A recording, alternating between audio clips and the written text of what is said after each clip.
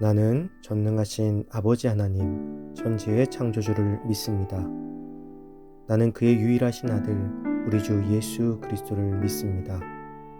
그는 성령으로 잉태되어 동정녀 마리아에게서 나시고 본디오 빌라도에게 고난을 받아 십자가에 못 박혀 죽으시고 장사된 지 사흘 만에 죽은 자 가운데서 다시 살아나셨으며 하늘에 오르시어 전능하신 아버지 하나님 우편에 앉아 계시다가 거기로부터 살아있는 자와 죽은 자를 심판하러 오십니다. 나는 성령을 믿으며 거룩한 공교회와 성도의 교제와 죄를 용서받는 것과 몸의 부활과 영생을 믿습니다. 아멘.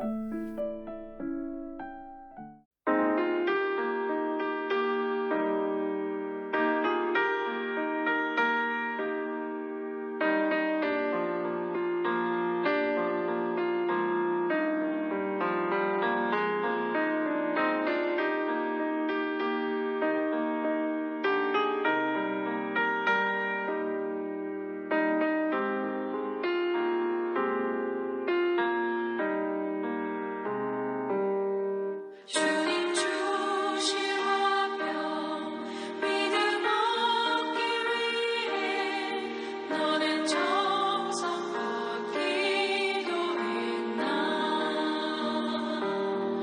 주의 제단 앞에 모두 바치기 전 복을 받을 줄 생각 마라.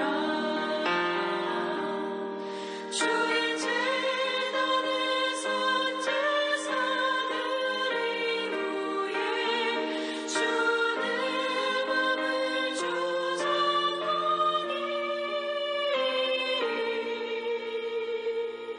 주의 뜻을 따라 그와 동행하며 영생 복락을 누리겠네.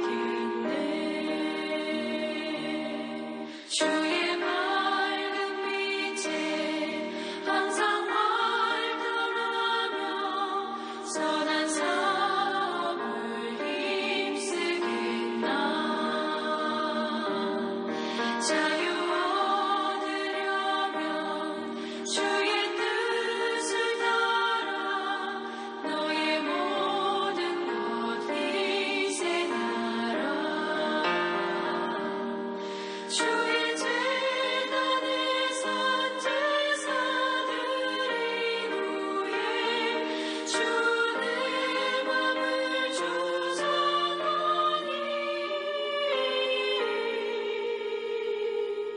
주의 뜻을 따라 그와 동행하며 영생 복락을 누리겠네.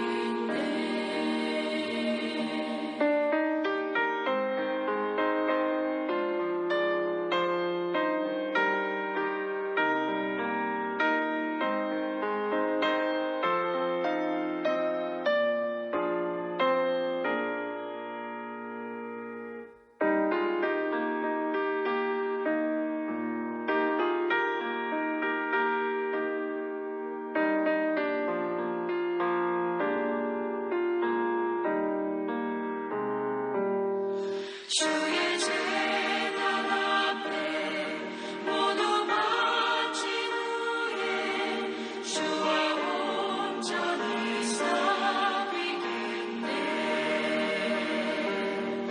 주님 주신 기쁨 또한 그의 사랑 어찌 말로 다 형용하랴.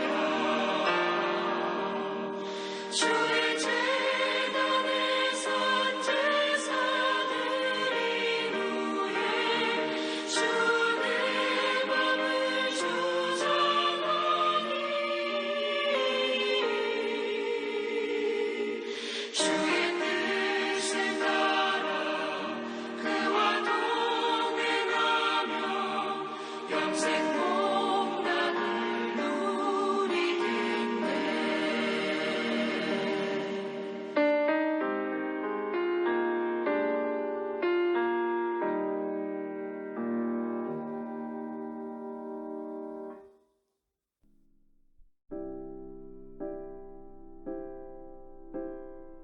오늘 하나님께서 우리에게 주신 말씀은 출애굽기 36장 1절에서 7절입니다. 브살렐과 오홀리압과 및 마음이 지혜로운 사람 곧 여호와께서 지혜와 총명을 부으사 성소에 쓸 모든 일을 할 줄 알게 하신 자들은 모두 여호와께서 명령하신 대로 할 것이니라. 모세가 브살렐과 오홀리압과 및 마음이 지혜로운 사람 곧 그 마음에 여호와께로부터 지혜를 얻고 와서 그 일을 하려고 마음에 원하는 모든 자를 부르매 그들이 이스라엘 자손의 성소의 모든 것을 만들기 위하여 가져온 예물을 모세에게서 받으니라. 그러나 백성이 아침마다 자원하는 예물을 연하여 가져왔으므로 성소의 모든 일을 하는 지혜로운 자들이 각기 하는 일을 중지하고 와서 모세에게 말하여 이르되 백성이 너무 많이 가져오므로 여호와께서 명령하신 일에 쓰기에 남음이 있나이다. 모세가 명령을 내리매 그들이 진중에 공포하여 이르되 남녀를 막론하고 성소에 드릴 예물을 다시 만들지 말라 하매 백성이 가져오기를 그치니 있는 재료가 모든 일을 하기에 넉넉하여 남음이 있었더라. 아멘. 사랑의 헌신이라는 제목으로 오늘 말씀 나누겠습니다. 이제 하나님께서 명령하신 성막 건축이 시작되었습니다. 성막은 이제 이스라엘 백성들과 하나님을 이어주는 하나의 끈이 될 것입니다. 성막, 즉 성전, 우리에게는 교회라고 할 수 있죠. 교회는 성도들의 믿음 생활에 있어서 그 역할이 얼마나 큰지를 알 수가 있습니다. 성도들과 하나님을 이어주는 끈이 되어주는 것이죠. 하나님의 모든 속죄 역사와 구원 역사는 성전을 통해서 성취되고 완성되어 나가기 때문입니다. 이런 면에서 하나님의 사역 중 성전 건축은 다른 어떤 사역 이상으로 중요하다고 할 것입니다. 그러나 오해하지 말아야 할 것이 있습니다. 성전은 하나님의 뜻 안에서 세워져야 한다는 것입니다. 즉 인간의 욕구와 욕망에 의해서 지어져서는 안 됩니다.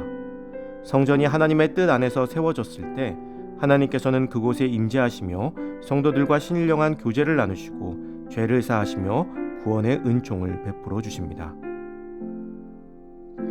그러나 반대로 인간의 욕구와 욕망에 의해서 세워진다면 그곳엔 하나님이 계시지 않고 인간의 욕심만 그곳을 채우게 될 것입니다. 이스라엘 백성에게 성막은 하나님께서 임재하시며 그들과 교제하는 곳이었습니다. 그래서 하나님께서는 성막 건축을 아무에게나 맡기지 아니하시고 특별한 사람들에게 맡겨 주셨습니다. 오늘 본문은 그들을 브살렐과 오홀리압 그리고 마음이 지혜로운 자들이라고 설명하고 있습니다. 우리는 오늘 말씀 속에서 하나님을 기쁘시게 하는 모습이 어떠한 모습인지를 깨닫고 그 모습대로 살기를 결단하는 귀한 하루가 되기를 소망합니다. 성막 건축의 감독자로 지명받은 브살렐과 오홀리압은 하나님으로부터 지혜와 총명을 받았습니다. 여기서 지혜와 총명은 성전을 건축하기에 적합한 재능과 기술을 부여받았다는 것입니다. 하나님께서 모세를 통해 말씀하신 세세한 부분과 정교한 부분들은 기술과 재능이 없이는 만들 수 없습니다. 그리고 감사하게도 그 재능은 하나님께서 주시는 것입니다. 즉 하나님의 일을 하는 자들은 자신의 능력이 아닌 성령을 통해 그 능력을 사모하고 받아야 하는 것입니다. 하나님의 거룩하신 뜻은 하나님의 거룩하신 영인 성령을 통해서만 분명하게 깨달을 수 있기 때문입니다. 또한 하나님의 일을 하는 자들은 순종하며 헌신하는 자들이어야 합니다. 철학자 데카르트는 이렇게 말했습니다. 훌륭한 재능을 가진 것만으로는 중요하지 않다. 중요한 것은 그 재능을 올바르게 사용하는 것이다. 성막 건축은 바로 이러한 훌륭한 재능을 하나님을 위해 사용하는 자들에 의해서 이루어졌습니다. 성막은 브살렐과 오홀리압의 감독과 하나님으로부터 지혜를 받은 수많은 자원자들의 자발적인 헌신에 의해서 세워진 것입니다. 아무리 뛰어난 재능도 하나님을 위해서 쓰임받지 않으면 소용이 없습니다. 저도 요즘 제 아이들을 위해서 기도하는 것이 있습니다. 아이들은 저마다 자신들의 꿈이 있고 하고자 하는 것들이 있습니다. 물론 나중에 바뀔 수도 있죠. 그러나 중요한 것은 이 아이들이 어디에서 또 무엇을 하든지 그 모든 것이 하나님의 영광을 드러내는 삶이 되기를 놓고 기도하는 것입니다. 때로는 제 욕심이 앞서서 조급해지기도 하지만 항상 하나님의 영광을 드러내는 아이들이 되도록 기도하는 순간 하나님께서는 제게도 참 평안을 주십니다. 또한 하나님의 일을 하는 자들은 정직한 자들이어야 합니다. 성막 건축을 위해서 자발적으로 드린 예물들은 차고 넘쳤습니다. 그러한 상황 속에서 욕심을 부리지 않을 수 있을까요? 성막 건축에 사용했다고 하며 물건을 남겨서 사적인 이익을 챙길 수도 있었을 것입니다. 사람은 누구나 유혹에 약하기 때문이죠. 그래서 하나님 앞에 정직함은 필수인 것입니다. 하나님의 지혜를 받은 자들은 이 모든 것을 모세에게 구했고 넘쳐나는 예물을 지혜롭게 사용하였습니다. 이렇듯 하나님을 기쁘시게 하는 모습의 기본은 하나님을 사랑하는 데서 나옵니다. 하나님을 사랑하면 하나님을 사모하는 것은 당연할 뿐더러 하나님을 위해서 헌신하는 것을 헌신이라 여기지 않으며 하나님 앞에서 정직할 수밖에 없는 것입니다. 때론 교회에서 봉사하는 것도 지치고 힘들 때가 있습니다. 그때 내가 하나님을 사랑해서 그것을 하는 것인가, 아니면 사람들에게 보이기 위해서 하는 것인가, 나 자신을 놓고 정직해지시기 바랍니다. 그리고 그때 하나님을 향한 사랑을 깨닫고 또 나를 향한 하나님의 사랑을 느낀다면 주님을 위한 삶은 그 어느 때보다 나를 행복하게 만들어줄 것입니다. 사랑하는 성도 여러분, 비록 우리는 지금 교회에 자주 가지 못하지만 그렇기 때문에 교회에 못 가서 근질근질해지시기를 축복합니다. 하나님을 위해서 쓰임받기 위해서 안달이 나는 우리가 되기를 소망합니다. 지금 이 귀한 시간 동안 나를 잘 다듬고 준비하여 하나님께서 쓰시겠다 할 때 주님 내가 여기 있습니다 라고 달려갈 수 있는 저와 여러분들이 되시기를 주님의 이름으로 축복합니다.